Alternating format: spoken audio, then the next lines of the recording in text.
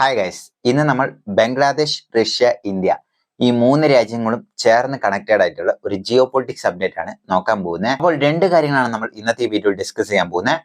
ഒന്ന്, ബംഗ്ലാദേശും പാകിസ്ഥാനും കൂടെ ചേർന്ന് നടത്തുന്ന ഇന്ത്യക്കെതിരെയുള്ള ചതി. രണ്ടാമത്തെ കാര്യം എന്താ വെച്ചാൽ, അതായത് ഇപ്പോൾ ബംഗ്ലാദേശ് വേണമെന്ന് വെച്ചിട്ടുണ്ട് ഈ മുഹമ്മദ് യൂനിസ് റഷ്യനടക്കം ഈ സിനാരിയോയിലോട്ട് വലിച്ചഴിച്ചിട്ടുണ്ട്.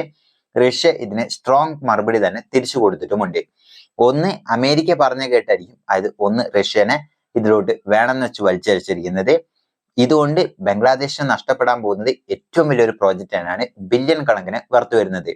അപ്പോൾ അതിനെക്കുറിച്ചൊക്കെയാണ് നമ്മൾ ഡീറ്റെയിൽ ആയി നോക്കാൻ പോകുന്നത്. വീഡിയോ ഇഷ്ടപ്പെടുകയാണ് ലൈക്ക് ചെയ്യാൻ മറക്കരുത്. ഇപ്പൊ വീഡിയോ എടുക്കാം. ഒന്നാമത്തെ കാര്യം എന്താ വെച്ചാൽ, അതായത് ഈ പാകിസ്ഥാനും ബംഗ്ലാദേശും കൂടെ ചേർന്നുള്ള ചതിയാണ്. അതായത് ഈ ബംഗ്ലാദേശ് എന്ന് പറയുന്ന രാജ്യത്തിനെ എങ്ങനെ നമ്മൾ ഉണ്ടാക്കി എന്നുള്ളത് മറന്നുകൊണ്ടാണ് ഇപ്പോൾ തലമറന്ന് എണ്ണ തേക്കുക എന്ന് പറഞ്ഞ അവസ്ഥയിലാണ് ഇപ്പോൾ അവർ മുന്നോട്ട് പോയിക്കൊണ്ടിരിക്കുന്നത്. അപ്പോൾ എന്താണ് സംഭവിച്ചിരിക്കുന്നത് എന്ന് വെച്ചാൽ, അതായത് നമ്മൾ ഓൾറെഡി പറഞ്ഞിരുന്നു, അറക്കൻ ആർമി മ്യാൻമർ ബോർഡറിൽ നിന്ന് കുറെ സ്ഥലങ്ങൾ, അതായത് റാഖൈൻ സ്റ്റേറ്റ് അവരുടെ കൺട്രോൾ എടുത്തതിന് ശേഷം അറക്കൻ, അതായത് ഈ അറക്കൻ ആർമി എന്ന് പറയുന്നത് ബുദ്ധിസ്റ്റ് ആണല്ലോ, ഇവർക്കും അവിടെയുള്ള റോഹിംഗ്യ മുസ്ലിംസ് എന്ന് പറയുന്ന അവരും തമ്മിൽ ചേരില്ല. അതുകൊണ്ട് തന്നെ ഇവർ ഈ റോഹിംഗ്യ മുസ്ലിംസ് അവിടെ നിന്ന് നാട് കടന്ന് ഈ ബംഗ്ലാദേശിലോട്ട് എത്തുന്നു. അങ്ങനെ ഈ ബംഗ്ലാദേശിലെത്തിയ ഇവർക്ക് ഭക്ഷണമൊന്നും കിട്ടാത്തതുകൊണ്ട് തന്നെ പാകിസ്ഥാനും ബംഗ്ലാദേശും കൂടെ ചേർന്നുകൊണ്ട് ഇവര് തീവ്രവാദികളായി കുറെ പേരെ റിക്രൂട്ട് ചെയ്യുന്നു. കുറെ പേരെ വാണ്ടിങ്ങിൽ ബോർഡറിൽ കൊണ്ടുവന്ന് കടത്തിവിടുന്നുണ്ട്. അതായത് ഇന്ത്യയിൽ പോയി നിങ്ങൾ എന്ത് വേണേലും ചെയ്തോ. അപ്പോൾ റീസെന്റ് ആയിട്ട് ഡൽഹി, കേരള, മഹാരാഷ്ട്ര, ജമ്മു കാശ്മീർ, വെസ്റ്റ് ബംഗാൾ ഈ 5 സംസ്ഥാനങ്ങളിലും ഏറ്റവും വലിയൊരു പ്രശ്നമാണ് ഈ റോഹിംഗ്യ മുസ്ലിംസിനെ കൊണ്ട് ഉള്ളത്.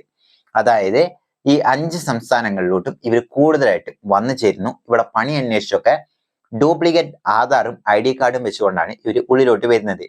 ഇതുകൊണ്ട് എന്താണെന്ന് വെച്ചാൽ, അതായത് ഇവിടെ ഇവർ കുറെ തരത്തിലുള്ള മോഷണങ്ങൾ, അതുപോലെ തന്നെ സ്ത്രീ പീഡനം, അതുപോലെ തന്നെ ആൾമാറാട്ടം, കൊച്ചുങ്ങളെ തട്ടിക്കൊണ്ടുപോവുക, ഇങ്ങനെയുള്ള തീവ്രവാദി ലിങ്ക് ആയിട്ടുള്ള ടെറർ ആക്ടിവിറ്റിയിലടക്കം ഇവരിവിടെ പ്രവർത്തിച്ചുകൊണ്ടിരിക്കുക എന്നാണ് പറയുന്നത്. കേരളം ഒഴിച്ച് ബാക്കി 4 സംസ്ഥാനങ്ങൾ എടുത്തു നോക്കുകയാണെങ്കിൽ ജമ്മു കാശ്മീർ, ഡൽഹി, അതുപോലെ തന്നെ മഹാരാഷ്ട്ര, വെസ്റ്റ് ബംഗാൾ, അസാമും കൂടി ഉണ്ട് കേട്ടോ. അപ്പോൾ ഈ 5 സംസ്ഥാനങ്ങൾ എടുക്കുകയാണെങ്കിൽ ഇവർ കൃത്യമായി കണക്കെടുക്കാൻ തന്നെ തുടങ്ങിയിരിക്കുന്നു. വെസ്റ്റ് ബംഗാൾ മമതാ ബാനർജിന്റെ പോലീസ് ഇപ്പോൾ ശക്തമായി തന്നെയാണ് ഇവർക്കെതിരെ ആക്ടിങ് ചെയ്യുന്നത്. ഇവിടെ നിന്ന് പ്രധാനമായിട്ടും ഡൽഹിയിൽ നിന്നെല്ലാം തന്നെ ഓരോ വീട് തോറും കയറിയിരുന്ന് സെൻസസ് നടത്തുകയാണ്. സെൻസസ് ആരാ നടത്തുന്നത് വെച്ചാൽ പോലീസ് തന്നെയാണ് നടത്തുന്നത്. ലഫ്റ്റനന്റ് ഗവർണറുടെ ഉത്തരവ് പ്രകാരമാണ് ഇപ്പോൾ നടത്തുന്നത്. എന്തിനാന്ന് വെച്ചാൽ ഇവരെ കണ്ടുപിടിച്ച് തിരിച്ച് ഡീപ്പോർട്ട് ചെയ്യുക. കാരണം ഇവർ അത്രമാത്രം ശല്യങ്ങളാണ് ഈ സംസ്ഥാനങ്ങളെല്ലാം. കേരളം ഇതുവരെയും അതിനെക്കുറിച്ച് ആക്ഷൻ എടുക്കുന്ന ഒരു ന്യൂസുകൾ കണ്ടില്ല. പക്ഷെ പെട്ടെന്ന് കേരളം എടുക്കേണ്ട ഒരു അവസ്ഥയിലോട്ട് തള്ളപ്പെടും ഈ തീവ്രവാദികൾ. നമുക്ക് എന്തുകൊണ്ടും ഒരു പ്രശ്നം തന്നെയാണ്. അപ്പോൾ അങ്ങനെയുള്ള റോഹിംഗ്യ മുസ്ലിംസിനെ ഇവരെന്താ ചെയ്യുന്നതെന്ന് വെച്ചാൽ, അതായത് കുറെ പേരെ ഇങ്ങനെ കടത്തിവിട്ടല്ലോ.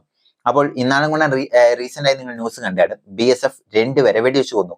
ഇതുവരെ നമ്മൾ അങ്ങനെ ഒരു ആക്ഷൻ എടുക്കുന്നില്ലായിരുന്നു, ഡീപ്പോർട്ട് മാത്രമായിരുന്നു ചെയ്തുകൊണ്ടിരുന്നത്. പക്ഷെ ഒരു സ്റ്റേജ് കടന്നു കഴിയുമ്പോൾ നമ്മളും അങ്ങനെയുള്ള സ്റ്റേജിലോട്ട് എത്തും. ഇപ്പോൾ അങ്ങനെ ഒരു സ്റ്റേജിലാണ് ഇപ്പോൾ ഇന്ത്യ ഉള്ളത്.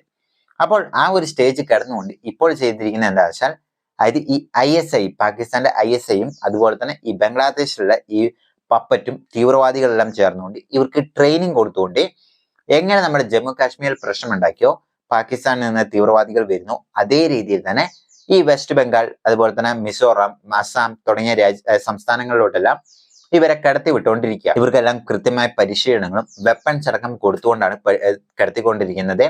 അപ്പോൾ നിങ്ങൾക്ക് തോന്നാം, അതായത് BSFനെ തടഞ്ഞു നിർത്തിക്കൂടെന്ന്. അതായത് നമുക്കറിയാം, ബംഗ്ലാദേശും ഇന്ത്യയുമായിട്ട് ഏറ്റവും വലിയൊരു ബൗണ്ടറിയാണ് ഷെയർ ചെയ്യുന്നത്. ഇതിന് കൃത്യമായ ഒരു ബൗണ്ടറി നമ്മൾ ഇതുവരെയും ഉണ്ടായിരുന്നില്ല. ഇപ്പോഴാണ് നമ്മൾ കൂടുതലായിട്ടും അതായത് BSFനെ എല്ലാം കൊണ്ടുവന്ന് നിർത്തി സെക്യൂരിറ്റി തുടങ്ങിക്കൊണ്ടിരുന്നത്. കാരണം ഇതുവരെ നമുക്ക് വലിയ പ്രശ്നങ്ങളൊന്നും അവരുടെ അടുത്തൊന്നും ഉണ്ടായിരുന്നില്ല. അപ്പോൾ ആ ഒരു പ്രശ്നം കൊണ്ട് തന്നെ കൃത്യമായ ഒരു ബൗണ്ടറി, അതായത് ഭയങ്കര വാസ്റ്റ് ആയ റീജിയൻ ആണ്. അതായത് ടെറൈൻ ഉണ്ട്, അതുപോലെ തന്നെ കുറെ റിവർ വരുന്നുണ്ട്. ഇതിൽ നിന്നെല്ലാം അതായത് BSFനെ അത്രമാത്രം കൺട്രോൾ ചെയ്യാൻ പറ്റാത്ത ഒരു സാഹചര്യമാണ് അവിടെ ഉള്ളത്. അങ്ങനെയുള്ള സാഹചര്യത്തിലാണ് ഇവരിങ്ങനെ കിടന്നത്. അതുകൊണ്ട് ഇതും വലിയൊരു പ്രശ്നമായി ഇന്ത്യക്ക് കരുതുന്നു. രണ്ടാമത്തെ കാര്യം എന്താ വെച്ചാൽ, അതായത് ഷെയ്ഖ് ഹസീന ഉണ്ടായിരുന്ന സമയത്ത് ഇന്ത്യയും റഷ്യയും അതുപോലെ തന്നെ ഈ ബംഗ്ലാദേശും കയറുന്നതുകൊണ്ട്, അതായത് റഷ്യയുടെ റൊസാറ്റോം എന്ന് പറയുന്ന അവരുടെ ആ ന്യൂക്ലിയർ പ്ലാന്റ് ബിൽഡ് ചെയ്യുന്ന ആ കമ്പനി, ഇന്ത്യയുടെ കുറെ കമ്പനികളെല്ലാം ചേർന്നുകൊണ്ട് ബംഗ്ലാദേശിൽ ഒരു ന്യൂക്ലിയർ പവർ പ്ലാന്റ് ഡെവലപ്പ് ചെയ്യുന്ന പ്രോജക്റ്റ് അവർ ഇനിഷ്യേറ്റ് ചെയ്തിട്ടുണ്ടായിരുന്നു. 2017 ഇതിന്റെ കരാർ നടക്കുന്നത്. കരാർ നടന്നു കഴിഞ്ഞപ്പോൾ തന്നെ ഇന്ത്യയാണ് ഇതിന് കൂടുതലായിട്ടും സപ്പോർട്ട് ചെയ്യുന്നത്. അതുപോലെ തന്നെ റഷ്യയുടെ സഹായങ്ങളും ഈ 2 രാജ്യങ്ങളും കൊണ്ട് സപ്പോർട്ട് ചെയ്തുകൊണ്ട് ബംഗ്ലാദേശിൽ ഇങ്ങനെ ഒരു പ്രോജക്റ്റ് ബില്യൺ കണക്കിന് വേർത്ത് വരുന്ന ഒരു വലിയൊരു പ്രോജക്റ്റ് തന്നെയാണ്. 2025 അത് കംപ്ലീറ്റ് ആവും എന്നുള്ളതാണ് സാഹചര്യം. പക്ഷെ അപ്പോഴാണ് ഈ പ്രശ്നങ്ങളെല്ലാം നടക്കുന്നതും ഷെയ്ഖ് ഹസീനയെ എടുത്തു കളയുന്നതും. പക്ഷെ ഷെയ്ഖ് ഹസീന അവിടുന്ന് എടുത്തു കളഞ്ഞപ്പോൾ ഇപ്പോൾ പപ്പറ്റിന്റെ യൂനസ് പറഞ്ഞിരിക്കുന്നത് എന്തായെന്ന് വെച്ചാൽ അതായത് ഈ മൂന്ന് രാജ്യങ്ങളും മൂന്ന് വ്യക്തികൾ, ഒന്ന് ഇന്ത്യ, രണ്ട് റഷ്യ, മൂന്നാമത്തെ ആളാരാന്ന് വെച്ചാൽ ഷെയ്ഖ് ഹസീന. ഇവര് മൂന്നുപേരും ചേർന്നുകൊണ്ട് ബില്യൺ കണക്കിനുള്ള അഴിമതിയാണ് ഈ ഒരു പ്രോജക്റ്റിലൂടെ നടത്തിക്കൊണ്ടിരിക്കുന്നത്. ഇന്ത്യ അതായത് ഈ ഷെയ്ഖ് ഹസീനയെ ഇന്ത്യയും റഷ്യയും കൂടെ ചേർന്ന് സഹായിച്ചുകൊണ്ടാണ് ഈ ബില്യൺ തട്ടിച്ചുകൊണ്ടുപോയി അവര് നാട് കടത്താൻ സഹായിച്ചത്. ഇതിൽ റഷ്യയുടെ പങ്കും ഏറ്റവും വലുതാന്ന് പറഞ്ഞു. അപ്പോൾ ഇങ്ങനെ ഒരു ന്യൂസ് വന്നപ്പോൾ റൊസോട്ടോം എന്ന് പറയുന്ന ആ ഒരു കമ്പനിയും അതുപോലെ തന്നെ റഷ്യയും ഡയറക്റ്റ് ആയി പറഞ്ഞിരിക്കുന്നു, അതായത് ഇതിൽ ഞങ്ങൾക്ക് ഒരു ബന്ധവുമില്ല.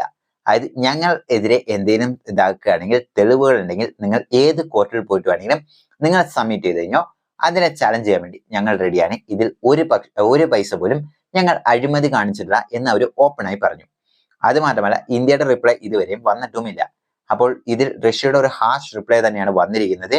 റഷ്യ മറ്റൊരു കാര്യം കൂടെ പറഞ്ഞിട്ടുണ്ട്, അതായത് പറ്റില്ല എന്നുണ്ടെങ്കിൽ അതായത് ഞങ്ങൾ ആ പ്രോജക്റ്റിൽ നിന്ന് തന്നെ പിന്മാറുകയാണ്, ഇത്ര അധികം അതായത് 600 മില്യൺ എങ്ങാണ്ട് തിരിച്ച് അടയ്ക്കുകയും വേണം, അതിന്റെ ഇൻട്രസ്റ്റ് അടക്കം പേ ചെയ്യണം എന്ന് പറഞ്ഞു.